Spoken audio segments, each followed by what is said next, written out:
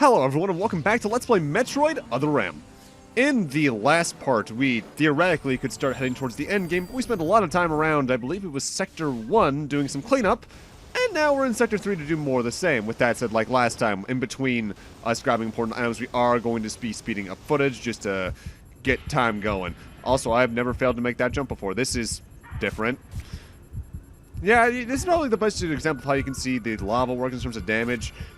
But even then, not so much, because I don't think I ever realized it, but the lava does actively damage you less after you get the, I believe, Varia and then Gravity Suit, respectively. So it does get less lethal, you just have to get around it. With that said, our lap around Sector 3 is easily the largest in the game, barring the eventual post-game lap around. We have to go from where we are now all the way north through the Ridley section to get to the next, or the pre-Ridley section with the Vorash and the desert stuff to get to the next power-up. Notably, if memory serves, the first item we're here to get is all the way in the room where the locked door glitch can happen if you did something wrong in your first trip here through Sector 3. I want to say you can even see the item then and mark it on your map. I just didn't because I was too focused on the grapple hooks.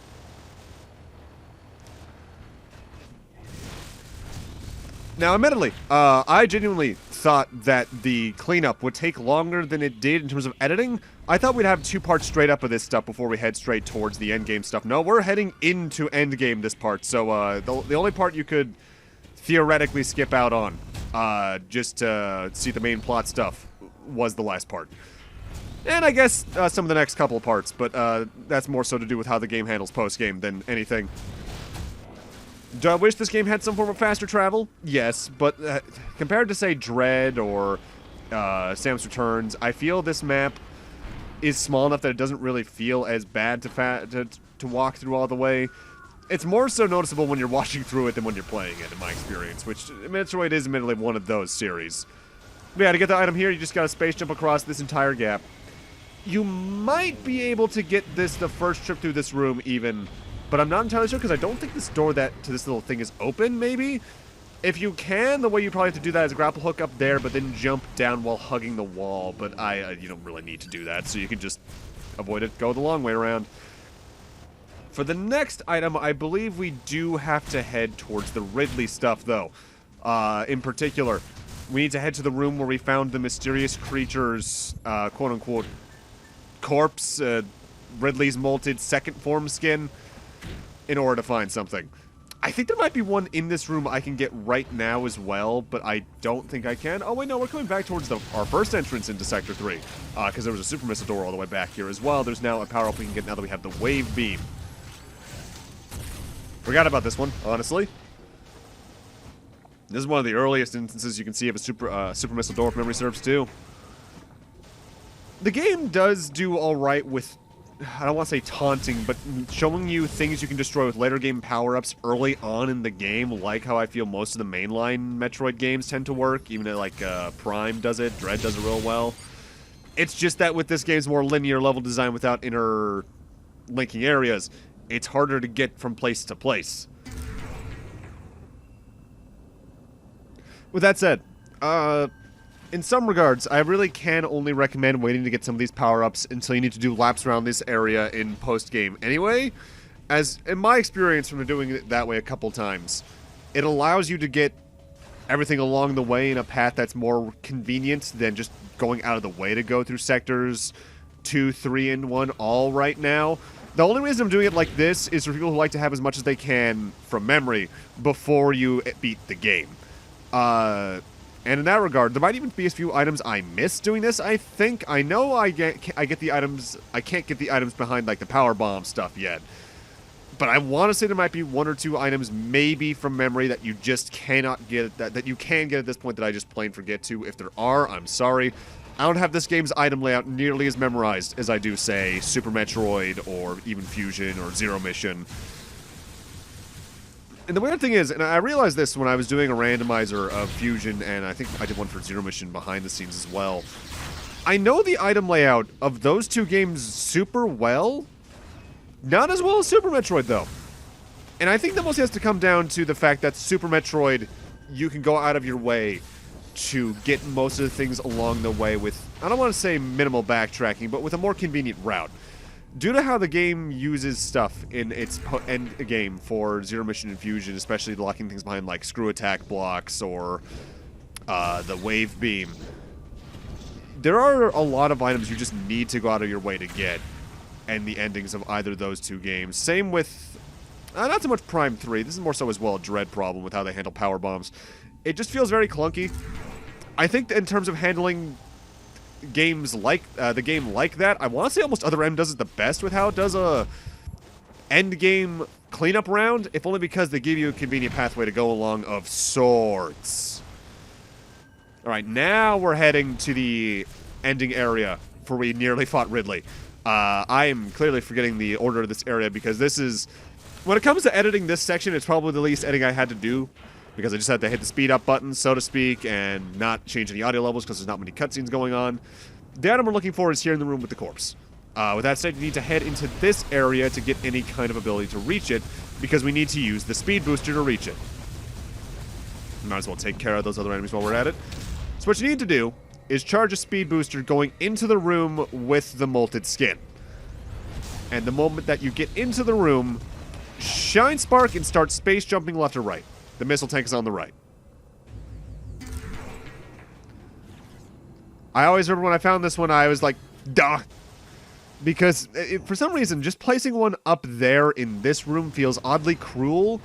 Because the other items in this particular area of Sector 3, you can get on the first round through, be it the XL charge or the energy tank. Just placing that one there feels oddly cruel that you need to go back there for that one thing. Either way, that's Sector 3 all cleaned up. For now. Again, post-game will be a different thing. So with that, we're going to start speeding our way through Sector 1 to get to the Bioweapon Research Facility, where endgame awaits for us. Sort of. And since we've already been through Sector 1 so many times, we're just going to speed up a majority of this trip just to help get along here. Because in some regards, I probably already wasted enough time just getting all the items. It's weird. This is like the one time the game makes you do major backtracks besides the first trip through Sector 1 again to get to the Bioweapon Research Facility the first time. And in a way, it probably feels the most Metroid-like because of it, but it still feels weird. I love tackling doors with the Shine Spark in this game. It's oddly satisfying. If anything, I can give the Shine Spark this. It has a really satisfying, like, movement arc. It feels really good to do.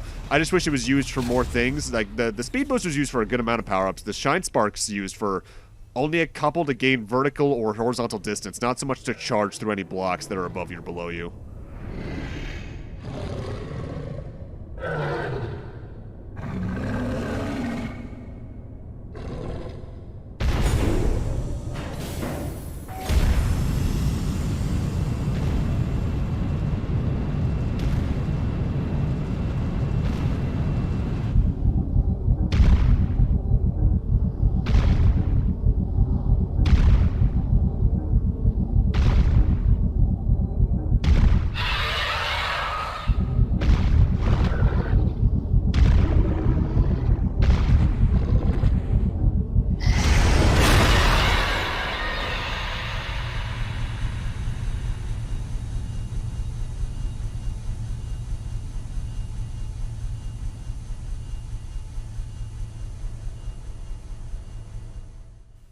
I'm sure that was nice and friendly. Whatever that was, just wanted to give old Riddles a hug. Clearly. Oh, boy. Clearly, there's something else going on here. With that said, I would recommend using this save point no matter what you're doing, unless you're me and you're feeling reckless. Because the Bioweapon Research Facility is a very small area, despite it being the final area by and large. And because of that, you might not get much of a chance to do so. Forced first-person segment. Look at the thing over there.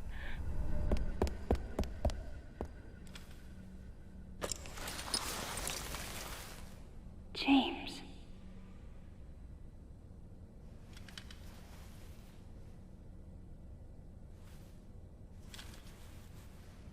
Huh?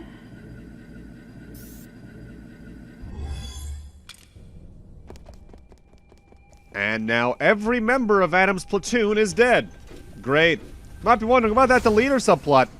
Gone. They're not going to talk about it anymore. I'll just tell you outright, the one who is the deleter was James. That's only revealed directly, I believe, through some concept art slightly, noticing some minor character design things like the gun holster on his hip the entire time they talk about the deleter that only James had. And I think they had to talk about it on, like, the website or some peripheral material. It's like, oh yeah, it's just him.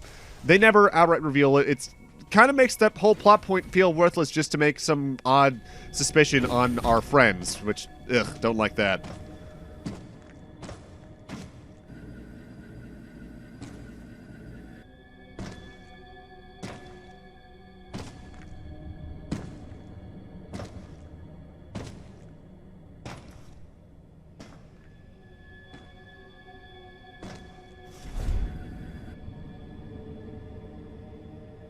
Ridley.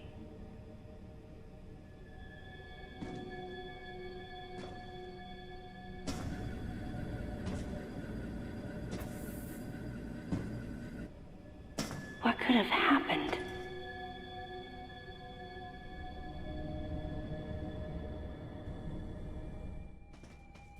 So, is it just me? Or does his posture here look a little familiar? I'll talk more about that plot point stuff once we hit post-game, because honestly, the rest of this video is pretty jam-packed with stuff, and getting a little ahead of ourselves here, the next video is like 99% cutscene, so we'll get to that once we hit the post-game stuff. Oh my god, Rinkas! Watch out for these things, by the way, because they're still as annoying as they were in, say, Metroid 1 or Zero Mission or Super, but for a different reason. They now do absurdly boosted damage. Like, what was that? Like, close to an energy tank there, I think?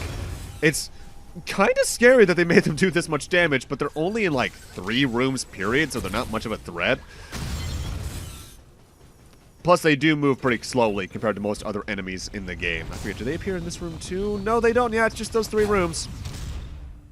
I believe this is the final save points in the main plot, so make sure to use it properly. If you've done everything we have throughout the LP, you should have, what is that? 1, 2, 3, 4, 5, 6, 7, 8 energy tanks, 2 of which are E-recovery tanks, and 70 missiles. I want to say this is everything you can get in the main game. If it's not, I'm just straight up forgetting about something, oh well. So, let's start heading towards endgame here. Alright, so this room's weird in that it's a forced first-person segment that you have to do yourself.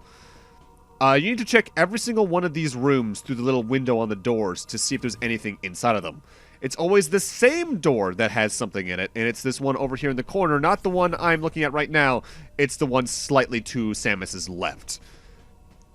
Check in the window, and prepare for cutscenes. Hello there!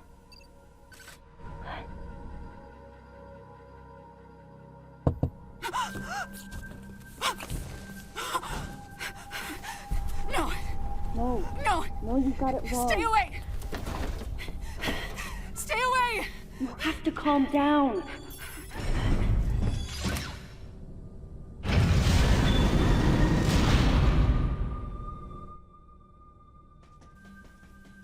Huh. Well, that's ominous. When you're ready, head on through. Wait. Metroid eggs.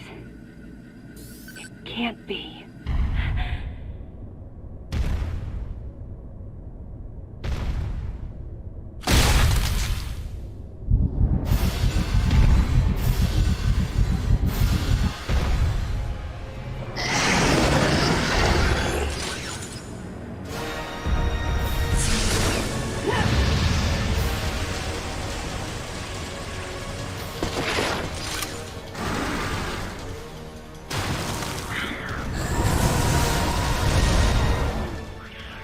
Boss fight against a good old returning Queen Metroid. Their first appearance since Metroid 2, honestly. At the time, at least. We've now since gotten 2 notable appearances through AM2R as well as Samus Returns. But at the time, like, we had seen other Metroid faces a couple times throughout the games. How we got new Metroids in the Prime Trilogy. And we got appearances from everything through Omega and Fusion. But this was the first Queen in a while. Phase 1, though, is just us taking care of good old baby Metroid the old way. Freeze them with the Ice Beam, then use a Super Missile or 5 normal missiles against them, and they'll die. She always spawns a certain amount before moving on to Phase 2, and you want to wait until the baby Metroids try to attack you before you actively shoot your charge shot, because they can freeze you. They will dodge you otherwise. Also be careful, because when you freeze them, her little shockwave attack can unfreeze them, leaving them, well, just open to attacking you some more. Super Missiles, thankfully, have a bit of a range on splash damage as well.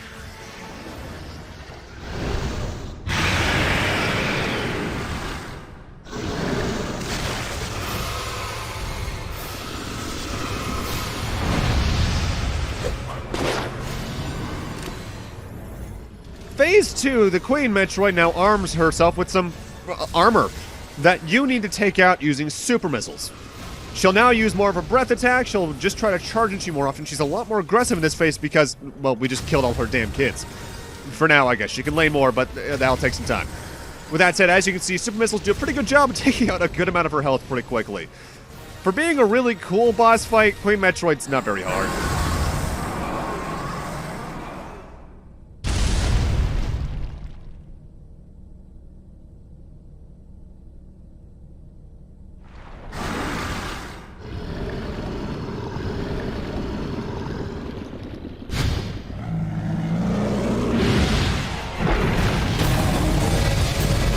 This facility will intersect Galactic Federation orbit in approximately 30 seconds. This facility will intersect Galactic Federation orbit in approximately 30 seconds.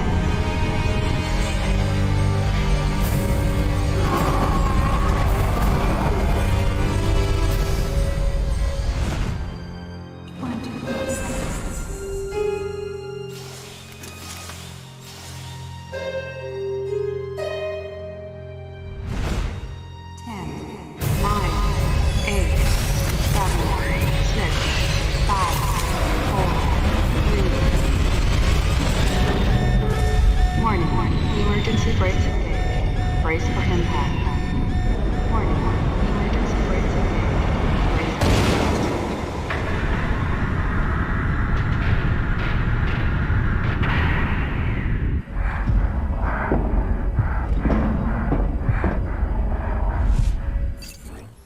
Okay, I guess that happened, but now we can go all out with Super Missiles right on her belly. And also, do you guys remember 16 parts ago when they taught us everything about the game's main combat and what our old abilities are? Do you remember how to use power bombs? Because you better, because you gotta remember right now, otherwise you die real fast.